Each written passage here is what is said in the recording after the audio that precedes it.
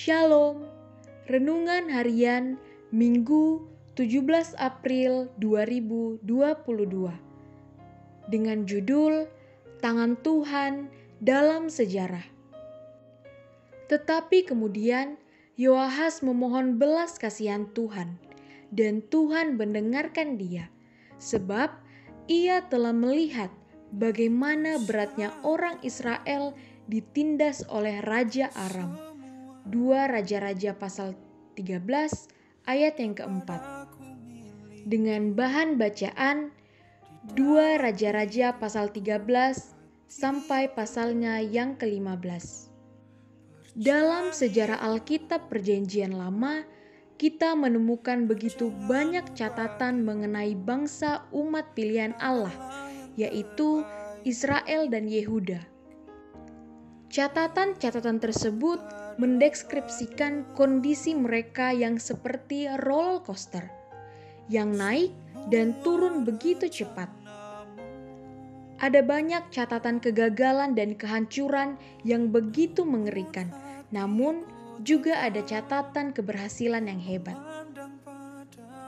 Terlepas dari berbagai dinamika yang terjadi, Alkitab membuktikan bahwa tangan Tuhan bekerja dalam sejarah. Tuhan tidak hanya memperhatikan, namun juga menjalankan rencana kebaikannya bagi setiap umatnya. Untuk mengalami realisasi kebaikan Tuhan, dibutuhkan respon yang benar dari umat Allah. Beberapa contoh respon yang benar. Yang pertama, Yoahas minta belas kasihan Tuhan. Maka kerajaan Israel dibebaskan dari penindasan Aram, meskipun tentaranya hanya tersisa 50 orang berkuda, 10 kereta, dan 10.000 orang berjalan kaki. Yang kedua, Yoas yang datang kepada Elisa sang abdi Allah dan melakukan tindakan-tindakan ketaatan, mendapatkan hadiah kemenangan perang sebanyak 3 kali terhadap Aram.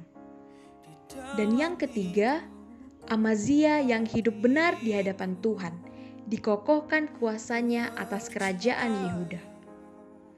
Sebagai manusia, kita pun tidak luput dari dosa. Tetapi, marilah datang meminta belas kasihan dan pengampunan Tuhan. Bertindaklah dalam iman, serta hiduplah dengan cara yang benar di hadapan Tuhan.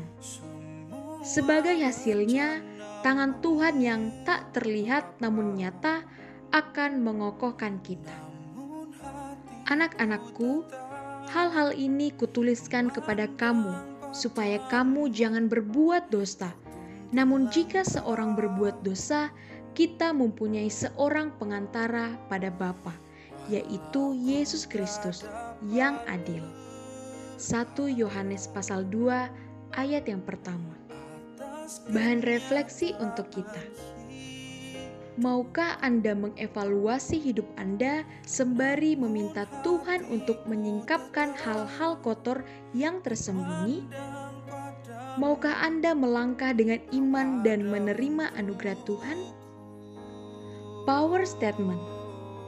Tangan Tuhan yang tak terlihat sanggup mengangkat kita dari kehinaan dan menurunkan orang yang congkak. Mari kita berdoa.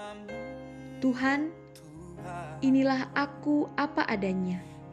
Jamah hatiku, ampuni setiap kesalahanku, dan angkatku dalam kemuliaan-Mu. Amin.